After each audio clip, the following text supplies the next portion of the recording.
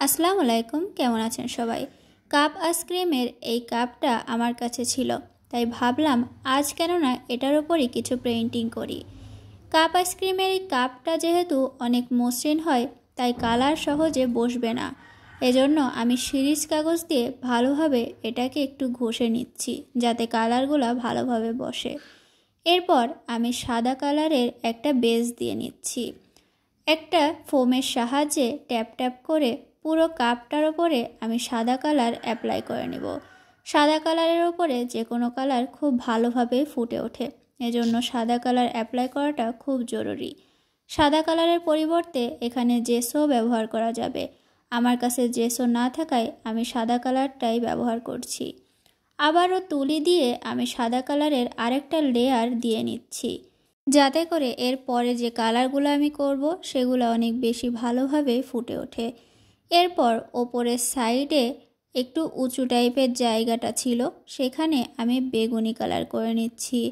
সাদা আর বেগুনি কালারের কম্বিনেশনটা কিন্তু দারুণ লাগে, সেটা হিসাবেই আমি এখানে বেগুনি কালারটাই দিচ্ছি।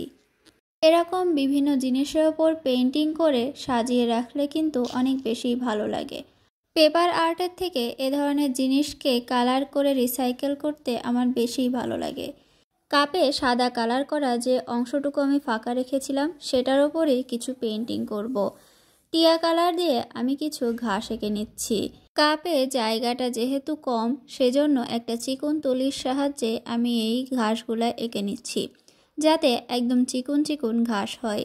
ঘাসগুলা এক সাইজের না দিয়ে একটু ছোট বড় করে দিলে দেখতে বেশি সুন্দর লাগে। একদম সোজা সোজা করেও দেওয়া যাবে না, একটু বাঁকা বাঁকা করে আমি ঘাসগুলা দিচ্ছি। ভিডিওতে যেভাবে দেখতে পাচ্ছেন সেভাবেই আমি ঘাসগুলা দিয়ে নিচ্ছি।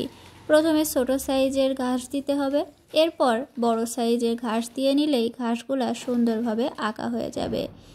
কাপটার কালার কম্বিনেশন যেহেতু আমি সাদা এবং বেগুনি কালারের ভেতর রেখেছি, এজন্য ফুলগুলোও আমি বেগুনি কালার দিয়ে এঁকে নিচ্ছি।